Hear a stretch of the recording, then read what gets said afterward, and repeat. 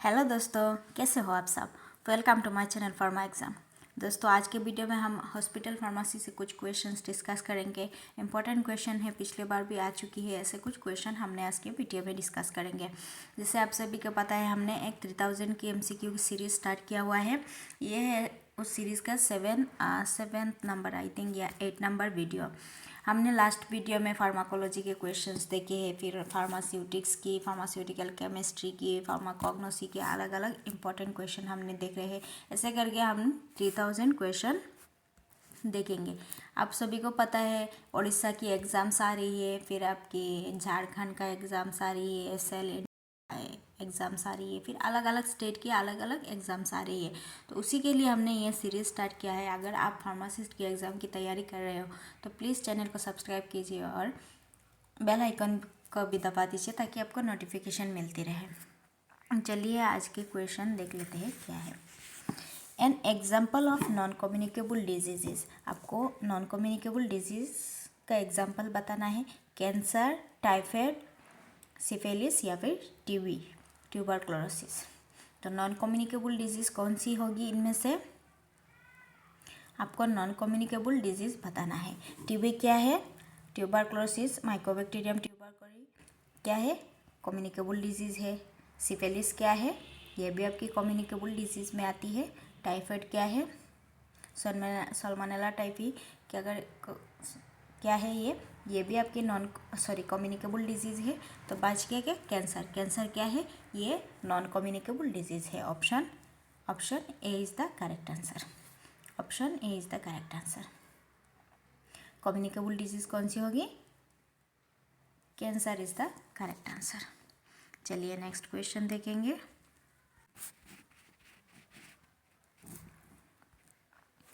Hospital pharmacy is department of the hospital which deals with. Hospital pharmacy आपको बताना है। Hospital pharmacy is A department of the hospital which deals with. किस से deal करती है? Procurement of drug, storage of drug, distribution of drug, all of this. क्या होगी correct answer? Hospital pharmacy का काम क्या है? हॉस्पिटल का pharmacy which deals with procurement of drug, yes। Hospital pharmacy की काम है। स्टोरेज ऑफ ड्रग, ये भी करेक्ट है। डिस्ट्रीब्यूशन ऑफ ड्रग, ये भी करेक्ट है। आंसर क्या हो जाएगा? Option D is the correct answer. All of this.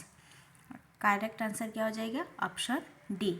Option D is the correct answer. Hospital pharmacy is department of the hospital which deal with procurement of drug, storage of drug, distribution of drug। Answer क्या है? Option D is the correct answer. Next question देखेंगे। Number of pharmacist required in hospital of up to 200 bed. 200 bed के लिए कितने pharmacist चाहिए?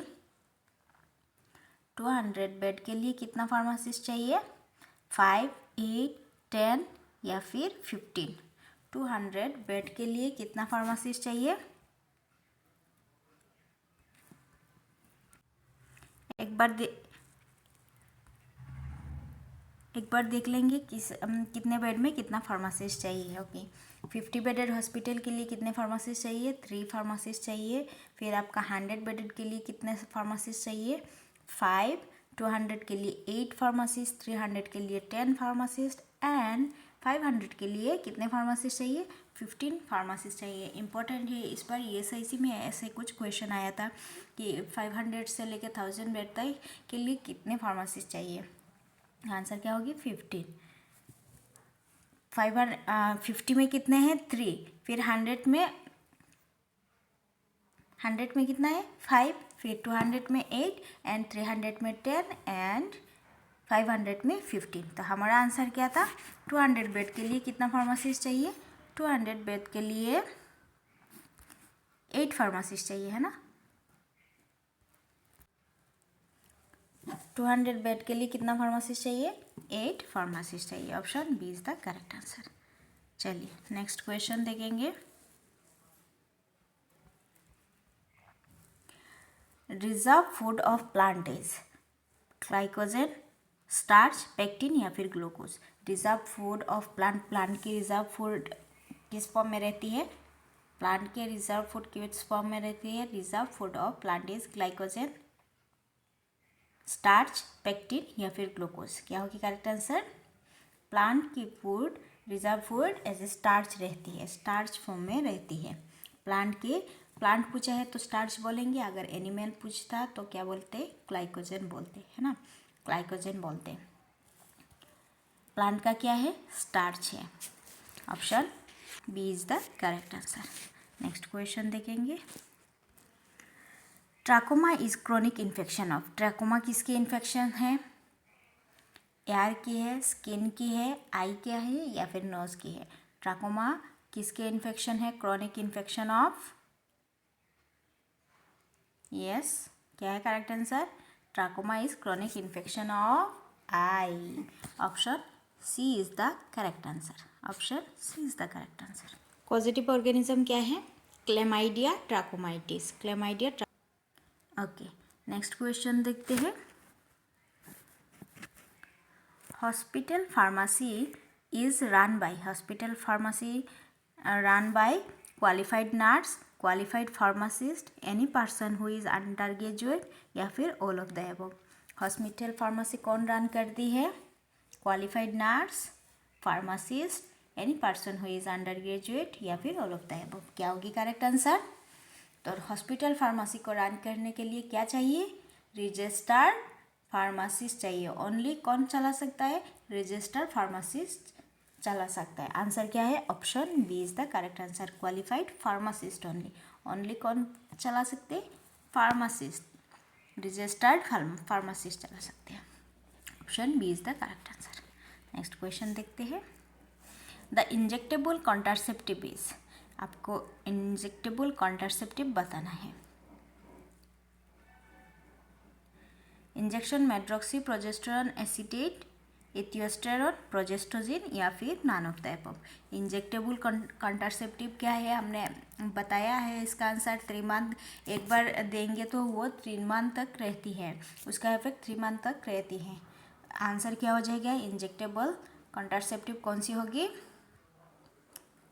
Yes, medroxy injection, medroxy progesterone acetate, medroxy progesterone acetate. Option A is the correct answer. Medroxy progesterone acetate is the correct answer. ये 3 month के लिए होती है। Answer क्या है? Option A is the correct answer. चलिए next question देखेंगे। एस्कारिस is transmitted by. एस्कारिस किससे ट्रांसमिट होती है? कंटामिनेटेड वाटर से, कंटामिनेटेड मिल्क से, रॉ वेजिटेबल एंड सलाद से या फिर फ्रेश फूड से? फ्रेश फूड से। क्या होगी करेक्ट आंसर? एस्कारिस क्या होती है? ये पैरासाइट होती है ना एस्कारिस। एस्कारिस एनहेलमिंथिक होती है। इसमें एनहेलमिंथिक ड्रग दिया जाता है एंड क्या दिया जाता है? मेबेंडाजोल, एल्बेंडाजोल, ये सब एस्कारिस में दिया जाता है। एंड ये ट्रांसमिट कैसे होती है? Through raw vegetable and salad. Raw vegetable and salad के द्वारा ट्रांसमिट होती है। Option C is the correct answer. Option C हो जाएगी करेक्ट आंसर। नेक्स्ट क्वेश्चन देखेंगे। Positive agent of measles. Measles का आपका पॉजिटिव एजेंट बताना है। Rubella virus, phage head virus, polio virus या फिर none of the above. Measles का पॉजिटिव ऑर्गेनिज्म क्या है? मीजल्स की पॉजिटिव ऑर्गेनिज्म क्या है? यस, मीजल्स का पॉजिटिव ऑर्गेनिज्म क्या होती है? Rubella virus. Option A is the correct answer. Rubella virus is the correct answer. Option ए हो जाएगी करेक्ट। नेक्स्ट क्वेश्चन देखेंगे। नाइसेरिया गोनोरिया कॉजेस। नाइसेरिया गोनोरिया क्या कॉज करती है? गोनोरिया, कैंसर या फिर सिफिलिस या फिर एड्स। क्या कॉज करती है? नाइसेरिया गोनोरिया क्या एड्स कॉज करती है? नहीं, एड्स तो HIV से है, फिर सिफिलिस नहीं है, कैंसर भी नहीं है। आंसर क्या हो जाएगा? नाइसेरिया गोनोरिया नाम में दिया हुआ है तो कंफ्यूज नहीं होना है। आंसर क्या है? Option A is the correct answer. Option A is the correct answer. Next question देखते हैं। प्रोटीन एनर्जी माल न्यूट्रिशन कॉज। प्रोटीन एनर्जी माल न्यूट्रिशन से क्या होती है? मारासमस डिजीज़ होती है, डायबिटीज़, ओबेसिटी या फिर कैंसर। क्या होती है प्रोटीन माल न्यूट्रिशन से? प्रोटीन माल न्यूट्रिशन से कौन सी डिजीज़ होती है? कैंसर होती है क्या? नहीं। ओबेसिटी नहीं। डायबिटीज़ नहीं। क्या होती है? मारासमस होती है। सभी को पता है इसका answer. Option A is the correct answer. मारासमस is the correct answer. चलिए नेक्स्ट क्वेश्चन देखेंगे। Diphtheria effect most commonly. Diphtheria किससे इफेक्ट होती है? कौन सी ऑर्गन को इफेक्ट करती है डिप्थीरिया? अपर रेस्पिरेटरी ट्रैक्ट, ब्रेन, इंटेस्टाइन या फिर किडनीज। डिप्थीरिया कौन सी ऑर्गन को इफेक्ट करती है?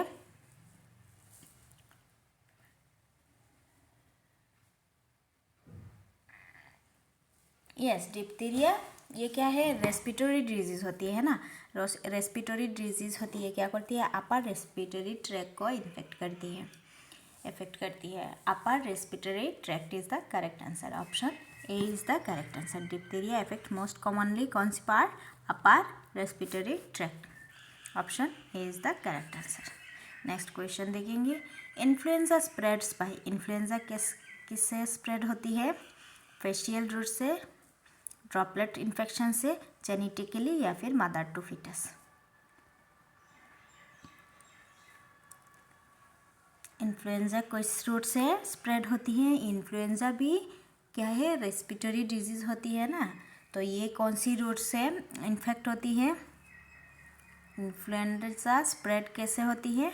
ये ड्रॉपलेट के द्वारा स्प्रेड होती है, ड्रॉपलेट इन्फेक्शन। कई अगर इन्फ्लुएंजा बीमारी है उनकी ड्रॉपलेट से दूसरे को भी हो सकती है ना।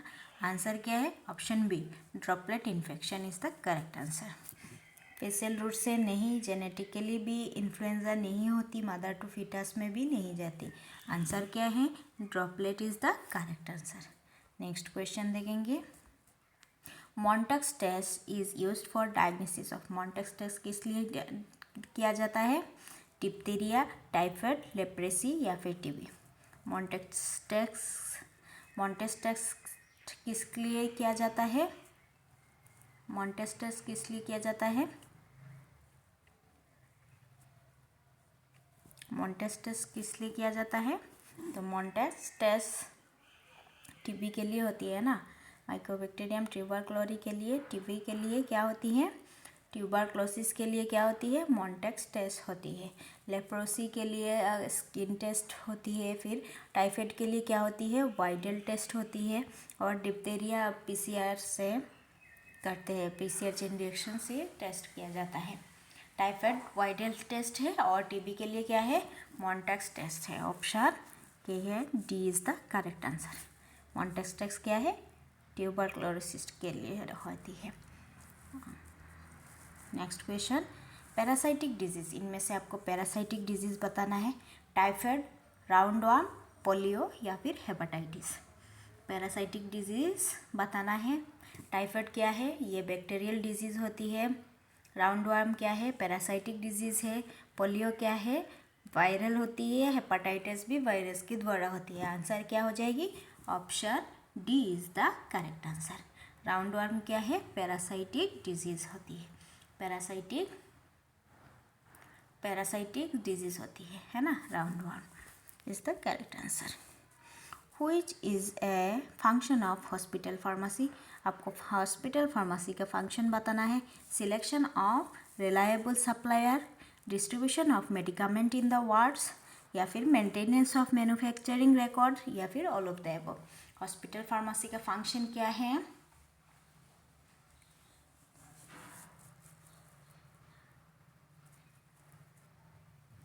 Selection of reliable supplier, yes, hospital pharmacy का फंक्शन है। Distribution of medicaments in the ward, obviously ये भी करेक्ट है। Maintenance of manufacturing records, yes, maintain करना होता है मैन्युफैक्चरिंग रिकॉर्ड्स को। आंसर क्या हो जाएगी? Answer is option D is the correct answer. Option D is the correct answer. Answer क्या है? Option D. Unsaturated fatty acid is, इनमें से आपको बताना है कौन सी अनसेचुरेटेड फैटी एसिड होती है। Stearic acid, lauric acid, palmitic acid या फिर लेनोलिक एसिड। कौन सी है अनसेचुरेटेड फैटी एसिड? हमने पहले देखा था, सेचुरेटेड फैटी एसिड के बारे में पढ़ा था। सेचुरेटेड फैटी एसिड में क्या आती है हमने बताया था, आपको याद रखना है SLMP, है ना। SLMP से बात याद रखना है। एस से क्या होती है? स्टेरिक एसिड, एस से सेचुरेटेड फैटी एसिड, एस से स्टेरिक एसिड आपको याद रखना है। फिर लेउरिक एसिड, फिर माइस्ट्रिक एसिड एंड पाल्मेटिक एसिड, ये चारों क्या होती है? सेचुरेटेड फैटी एसिड होती है। हमें बताना है अनसेचुरेटेड फैटी एसिड। तो स्टेरिक एसिड क्या है? सेचुरेटेड फैटी एसिड है। लेउरिक एसिड भी सेचुरेटेड फैटी एसिड होती है। पाल्मेटिक एसिड क्या है? ये भी सेचुरेटेड फैटी एसिड है। आंसर क्या हो जाएगा? Linoleic acid. Linoleic acid is the answer. Answer क्या है? Linoleic acid. Unsaturated fatty acid कौन सी है? Linoleic acid. इसको हम और क्या कह सकते हैं? पॉली अनसेचुरेटेड फैटी एसिड भी कहते हैं। पॉली अनसेचुरेटेड फैटी एसिड होती है। फिर अनसेचुरेटेड फैटी एसिड आएंगे, पूछेगा तो क्या बोलेंगे? Oleic acid. फिर आपकी ओलिक एसिड क्या होती है? ये मोनो अनसेचुरेटेड फैटी एसिड होती है। Oleic acid mono unsaturated fatty acid होती है। फिर लिनोलोइक एसिड एंड लिनोलिक एसिड, ये दोनों क्या होती हैं? पॉली अनसेचुरेटेड फैटी एसिड होती है। फिर एराकिनोइड एसिड, ये सब क्या है? पॉली अनसेचुरेटेड फैटी एसिड है। Linoleic, oleic acid, linoleic acid, linoleic acid, फिर एराकिनोइड एसिड क्या है? अनसेचुरेटेड फैटी एसिड होती है। इनमें से अगर आपको पूछेगा मोनो अनसेचुरेटेड, ये काफ़ी इंपॉर्टेंट है। मोनो अनसेचुरेटेड फैटी एसिड कौन सी होती है? तो मोनो अनसेचुरेटेड फैटी एसिड होती है ओलिक एसिड। इसको याद रखना है, इम्पोर्टेंट है। Linoleic acid, linolenic acid and एराकिनोइड एसिड, ये सब क्या है? पॉली अनसेचुरेटेड होती है। तो अनसेचुरेटेड आप आराम से बता देंगे, linoleic acid. Saturated fatty acid में stearic acid, lauric acid, palmitic acid and myristic acid आती है ना। चलिए नेक्स्ट क्वेश्चन देखेंगे। अगर आप हमारे पिछले वीडियो देखे होंगे तो आप आराम से इसका आंसर भी दे सकेंगे। कॉम्बाइंड पिल कॉन्टेंट्स, कॉम्बाइंड पिल में क्या रहती है?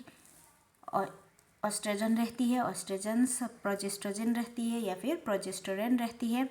क्या रहती है कॉम्बाइंड पिल में? कॉम्बाइंड पिल में क्या रहती है? कॉम्बाइंड पिल मतलब इसमें आपका कॉन्ट्रासेप्टिव पिल के बारे में बोला है ना। कॉन्ट्रासेप्टिव पिल के बारे में बोला है, तो कॉम्बाइंड में क्या आ जाएगा? ऑस्ट्रोजन्स एंड प्रोजेस्ट्रोजन।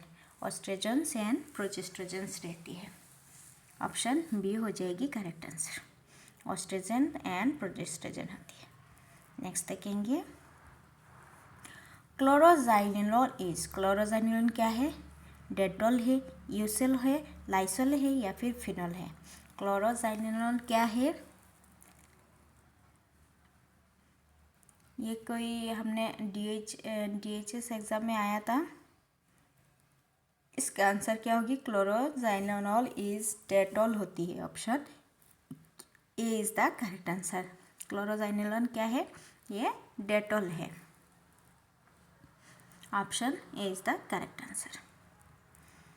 नेक्स्ट देखेंगे, Edinburgh University solution is called. Edinburgh solution को हम क्या कहते हैं?